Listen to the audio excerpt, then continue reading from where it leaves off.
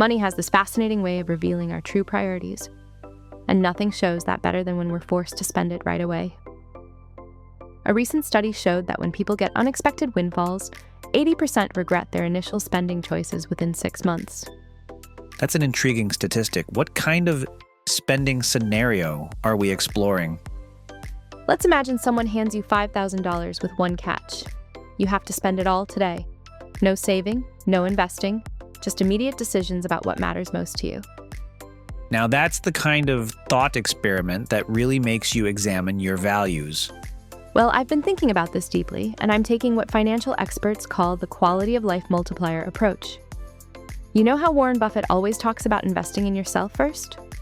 Tell me more about how you'd apply that principle here. First, I'd put $2,000 toward a high-end mattress.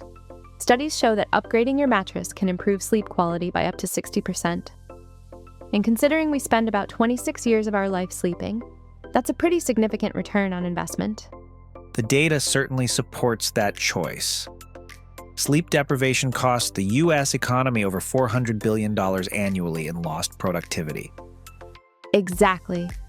And speaking of productivity, I'd allocate $1,500 to creating an ergonomic home office setup. Research shows that proper ergonomics can increase productivity by up to 25%, while reducing work-related musculoskeletal disorders by 40%. That's particularly relevant given that 58% of Americans now have the option to work remotely at least one day per week. And for my final $1,500, I'd invest in what psychologists call strategic recovery, a luxury cabin getaway. Studies show that even a 3-day nature retreat can reduce stress hormones by up to 70%. You know, your approach aligns perfectly with the life satisfaction multiplier theory from behavioral economics, but I'd take a completely different route with that money. Oh, do tell, and please don't say cryptocurrency. Actually, I'd invest it all in a coding boot camp or specialized tech certification. The latest labor statistics show that tech workers earn 85% more than the national average, and demand is growing at triple the rate of other sectors. That's fascinating. You're essentially converting immediate capital into future earning potential. How long would that training take? Most intensive boot camps run 12 to 16 weeks, and graduates see an average salary increase of $22,000 within 6 months. It's like turning $5,000 into a potential 6-figure career shift. You know what's interesting about our different approaches? Mine follows the immediate life enhancement model that psychologists say leads to sustained happiness, while yours aligns with the delayed gratification pattern that correlates with higher lifetime earnings. Right, and studies show both approaches have merit. The key is matching your strategy to your current life stage and goals.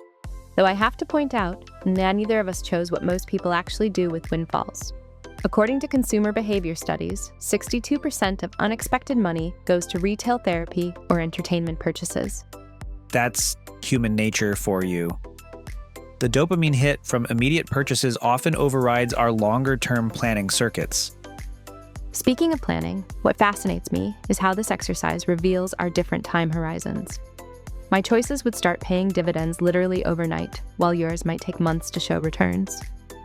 Though according to investment psychology, that waiting period actually increases our appreciation of the eventual benefits. It's like that famous Stanford marshmallow experiment, but with real-world applications. We're both delaying some form of gratification, just on different timescales.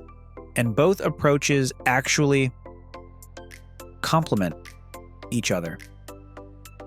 Better rest and ergonomics could make learning those new skills much more effective. You know what's really telling? Neither of us chose what financial advisors call status purchases, those visible symbols of wealth that studies show actually provide the least long-term satisfaction. That's because when forced to make intentional choices, people tend to align spending with their values rather than social pressure. This whole conversation really highlights how personal finance isn't just about the numbers. It's about understanding our own priorities and how they shape our choices. And how different paths can lead to equally valid outcomes as long as they're thoughtfully chosen.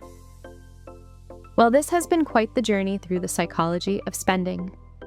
I think we've demonstrated that, whether you're investing in immediate well-being or future potential, the key is making conscious choices that align with your personal values. And maybe that's the real takeaway, and there's no universal right answer, just the right answer for you at this moment in your life.